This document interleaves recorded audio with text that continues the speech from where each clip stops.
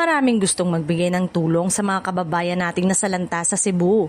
Pero ang plot twist, may mga nais mag-donate na nagdadalawang isip na magpadala o maghatid ng ayuda sa iba't ibang ahensya ng gobyerno, maging sa mga pribadong sektor.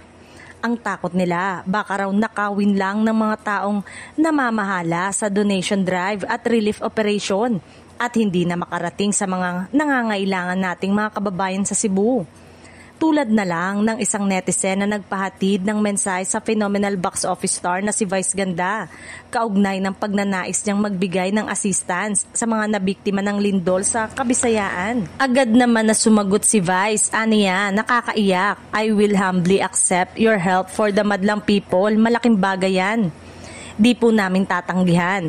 I will DM you for details. Makakaasa kang mapupunta. Sa malinis na kamay ang tulong mo. Maraming salamat. Maraming sumang-ayon sa hugot ng netizen dahil naniniwala sila na may mga grupo pa rin ng mga individual na patuloy na nagnanakaw at nangungurakot kahit na alam nilang para ito sa mga kababayan nating nasalanta o anumang sakuna.